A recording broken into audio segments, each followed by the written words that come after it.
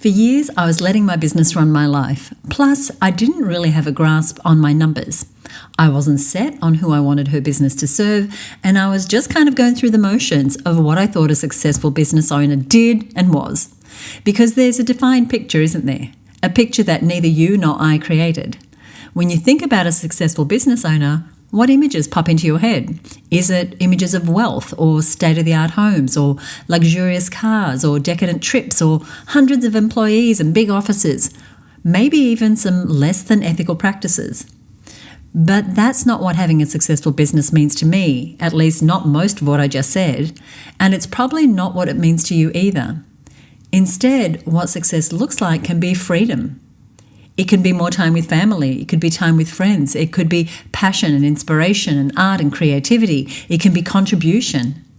Today we're talking about choice in your business because you get to choose what your business looks like, what your life looks like, and what your version of success looks like. You get to choose.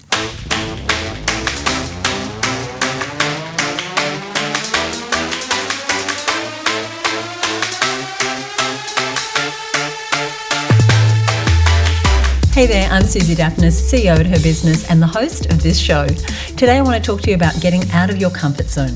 Because in order to play a bigger game, reach more people, connect to your heart's desire, create a business that really suits you in your rhythm and your stage of life and business, you have to push yourself forward, beyond what you've known up until now, and into a place that may not feel as cozy and safe as where you've been spending your time. Now, just about every business owner I talk to says that they have the same goal: to work with more clients they love, deliver the products and services that make them excited, make the money they want to make, and move towards a new level of success that feels good to them. So we're going to be talking about something that we usually pass over when talking about success in business. Today we're talking about clarity. Clarity on who you have to be in order to have the business and the life that you love. Clarity on your vision, clarity on your goals, on what you're offering, on who you're offering it to. We're going to get clarity on the financial goals for your business, as well as the vision you have for what your business looks like this time next year, the year after that, because these are all things that we want to be clear on. And we want to have epic clarity. As a friend of mine says, we want to have clarity on these things so that we can move in the right direction. But if we're not clear on where we're headed, then we can spend a whole lot of energy moving in the wrong direction. If we don't have the final result that we want in mind really clearly, we can get caught up in the day-to-day work, in the busyness of running a business. And we've all been at this point where the ideal vision just keeps moving further and further away because we haven't sat down and actually created a plan for ourselves. The stepping stones aren't clear enough. The results aren't clear enough. And we just don't have a path to follow. So we remain stagnant, or sometimes we can even regress, losing out on valuable time and energy that we put into our business. But here's the truth: you get to choose. You get to choose so much. And what can happen sometimes is that we feel like we actually don't have a choice, like life is being done to us, like our business is in control. That we have these clients to attend to, we have bills to pay, we have suppliers. We're on this treadmill and we're going, and the incline on this treadmill is going up, the speed is getting faster, and we just want to jump off and get out of this game, go sit in fetal position on the couch, or maybe that's just me, and we don't know what to do to keep up. So how do we take down the pressure? How do we decrease the acceleration to a pace that we feel like we are just humming along? How do we take some of that intensity down so we go back to enjoying running our businesses? We'll talk more about all of this, but first I want to address something really important.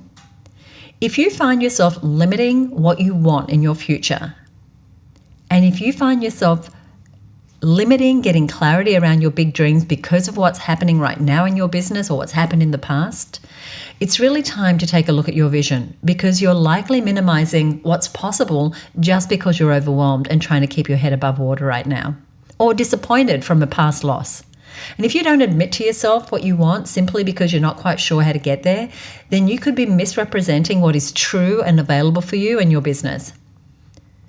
And that is for you to work with your ideal clients, to have the business model that you want to have, to charge the prices that are going to support your bank account, to work the days that you want to work, to show up where you want to show up and when you want to show up and how you want to show up. So the good news today is that you get to choose your vision. Now that sounds pretty obvious, right? Who else is going to choose it? It's my business. It's going to be my vision. But you can have whatever you want. You can have whatever your heart desires. And sometimes we just haven't had time to really think about what it is that we truly want and to answer that question honestly, without consideration for what others want and need. That's a really important point. That's why it's important to have a space or an arena where you can dream as big as you want, and it's okay. And you can dream no matter what's happened in the past. You can dream no matter what anyone else is doing. You're on your own timeline. You are driving this car. You are driving this business, and you can have whatever you want. So you get to choose your vision. You also get to choose your goals. So what if your goals might be financial freedom? You can choose that. But what does it look like? How will I get there? If your goal is traveling or working from anywhere in the world, you can choose that. This topic about getting to choose really gets to me, and it makes my heart hurt a little bit because lately I've been reflective, especially in the last couple of weeks, as I look at my own life and business and I think about, well, what do I want next? What does my heart really desire now, 29 years into running this business, 30 years since starting my first business? How do I want my business to look in a year or 2 years or 3 years? So I'm asking you the same questions that I'm asking myself. And it's important to have time and a space to do this, especially if you've been in business for a while and you've perhaps gone from having a clear vision to feeling like you're just a cog in a wheel. So getting really clear on what your goals and vision are, that's the first thing that you want to do. What are your money goals? What are your lifestyle goals? What are your travel goals? What are your family goals, your contribution goals, your legacy goals? What are those things? And I'm asking you to think about that. So take a moment right now, and you can pause the podcast if you like and really take some time, or you can do it right after this show, because these are big picture questions that you need to ask yourself to keep on track with your business. These are the sorts of questions that we're asking our members inside the HerBusiness Network. Now, what about your ideal clients? You get to choose them as well. You get to choose who you work with. You never have to work with anyone that you don't want to work with people who squabble about the price or don't pay you on time or ring things out or change the brief 1,000 times. You get to go work with the clients that you want to work with. But you really need to choose them first. You need to choose them to the exclusion of everyone else so that this is who I serve, and everyone else, well, someone else can take care of them. But this is who I want to work with. And what about what you're offering? Now, this is a place where we can get really stuck because we compare ourselves to everyone else. My competitor has courses, so I should have courses. My competitor has a podcast, so I should have a podcast. Everyone in my industry is doing this, creating a membership or doing live events or having an e-commerce store or consulting one-on-one or doing retreats. So maybe I should be doing those things. But you want to zoom back and think about what you like to do, what kind of products and services you want to offer, what suits your strengths, your lifestyle, your desires. And perhaps right now you've got a little bit of a noose around your neck because you've created a suite of products and services that no longer serve you, but that's okay. It's your business. This is a new moment in time. You get to start again. You get to create a clean slate and create this game again. You get to say, you know what? I'm raising my prices. You know what? This isn't going to be a 12-part system now. I'm going to do this as a 3-part system and deliver this service faster. You know what? I can sell this without the bells and whistles that steal my time. You get to say, you know what? I don't want to allocate that many team resources to that product or service that really isn't giving me a good return on my investment. But how do you make these decisions? These are big decisions. You really have to have a vacuum. As one of my mentors used to say, you need to create a vacuum in your business where you can make these decisions clearly. And so something that can get us stuck is being so involved in the process in the day-to-day that what we really want becomes obscured. Now, without a clear vision of the result we want, we decrease our chances of getting what we desire. Sometimes we don't even know what we want, so we ask others, we second-guess ourselves. We stop hearing that inner guidance that steers us to what we want, that thing that is really our heart's desire. And that's one of the most difficult spots to be in because we lose touch with ourselves. As I said, I've been in that place recently, needing more stillness in order to be able to hear, needing more quiet in order to be able to hear what it is that I want next, needing to do the inner work to see the outer results. I want to give you a couple of examples of women who have really done this work of choosing. They took the time and the space to get really clear about what they wanted. Now, the first is Amanda Farmer of Your Strata Property. Now, she's a strata lawyer. She helps people living in apartments to navigate the complexities of apartment living, and she works mainly with strata managers and owners in New South Wales. And she chose not to have a traditional law firm. She didn't want to work across a table in an office in the city, billing her hours for money. She chose to have the largest part of her income come from non-face-to-face, one-to-one client-facing work. She chose to move to regional New South Wales, where most law firms, they're in the city. She chose not to have a physical office with other lawyers. She chose to maintain a second home in Sydney and to travel with her family every year. She chose non-traditional ways to do business and to market. For instance, she's in the media all the time. Now, just the other day, I saw another story of her being quoted in the paper. She's chosen mainstream media as her vehicle to get famous and known in her industry. She chose speaking for councils. She chose running her own events. She chose creating a membership, a podcast, things that her competitors are not doing. She chose to become the best in her industry and become famous for what she does.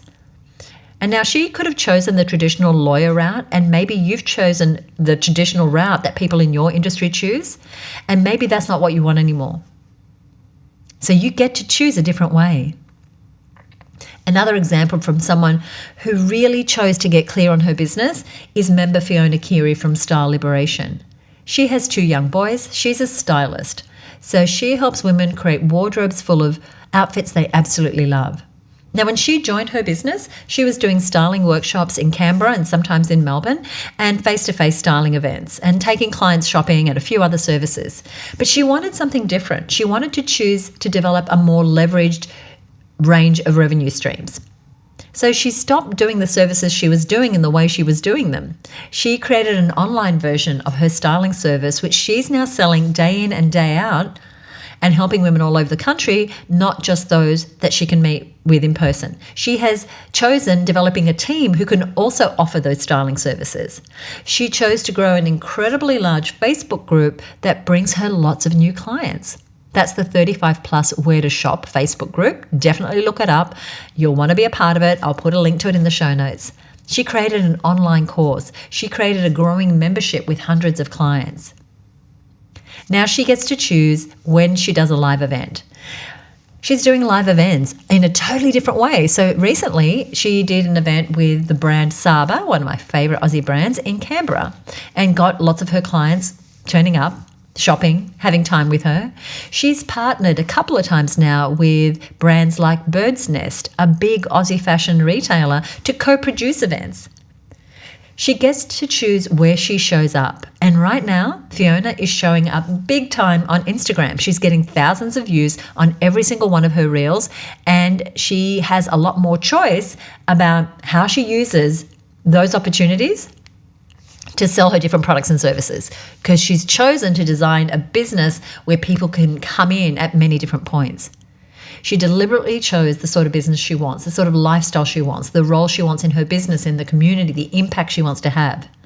Now, this clarity that I've given you for Amanda and Fiona, it doesn't happen overnight. It takes working on yourself. And I know that both Amanda and Fiona have done the work on themselves, on getting clarity, on really choosing what they want their business to be like, getting mentors and support around themselves to make those choices confidently. And you get to choose as well. So I want you to think about those things we talked about, choosing who is my ideal client, who is it that I want to create products and services for, what is my vision, and really taking time out for that. Now, if you're not part of the Her Business Network, we actually, I'll tell you anyway, even if you're not a member of the Her Business Network, we have a members retreat coming up in November. It's a beautiful 3-day program in Port Douglas in Queensland, and it's exclusively for Her Business members to come together, to step away from the day-to-day and really get clear on the direction they want their business to move in. And if you're not a member of the Her Business Network, I can tell you later how you can join if you want to be a part of that. And I'm really wanting to tell you this because one of the keynote speakers of the summit is a woman named Dr. Claire Zammit, and I want to tell you about her. So she's the founder of an organisation called Feminine Power and the Institute of Women-Centered Coaching, Training and Leadership. And she works with smart, conscious, gifted women just like you to realise their potential and contribute their gifts as coaches at the highest level. Now, one of the ways she does this is by unlocking the areas where they are limiting themselves. So if you know that something's stopping you, and it isn't your knowledge, it isn't your skills, it isn't your offers, but it's something deep inside, then you are going to love her. She's going to be hosting a keynote session tailored exclusively for our growth retreat, and I cannot wait for you to see what she has in store. So I want you to join us at the retreat. And you do have to be a Her Business Network member. So if you are a networker listening, head on over to the Her Business Hub, fill out your application. And if you're not part of the network, join us at herbusinessnetwork.com. I'll put that link inside of our show notes. As soon as you join the network, you'll be eligible to apply for the retreat in November, and it's going to be incredible with some really inspiring women, business owners that you'll be working alongside, plus a beautiful group of speakers who are going to be doing keynote presentations, workshops, classroom sessions. But it's a retreat, so there's also lots of time for you to connect with other women and to connect with yourself and really have that time to breathe. There'll be time to actually relax. We're right near the barrier reef. You're going to have time to think about your business, connect with others, and connect with yourself. So if you've been thinking, I need to be able to switch from the day-to-day noise. I need to get clear on where I'm heading. I know something is buried deep inside me and I want to know what that longing is. This is an opportunity to take time out to really focus on your business, away from operational responsibilities. This is an immersion in your personal and business development in a way that's going to help you make progress fast. You're going to have 2025 mapped out before you know it. Now, we've been running retreats since 2017, but this is the first time we're doing a retreat in Australia. We typically head over to Hawaii. So this is an opportunity for you to get access to something that you've never perhaps given yourself before.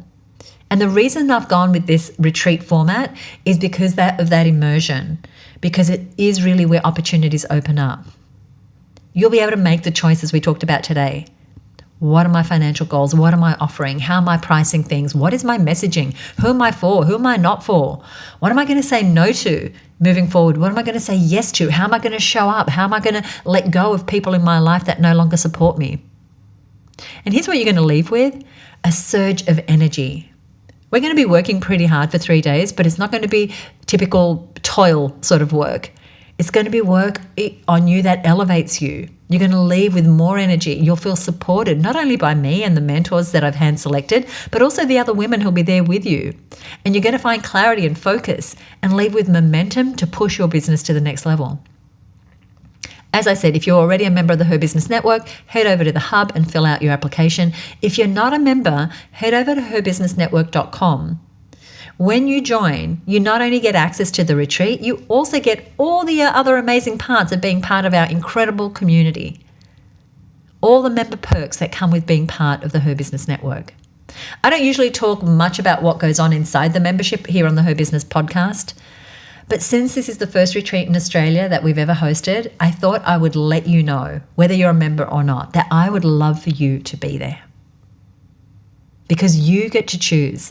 And choosing is how you find clarity and purpose in your business.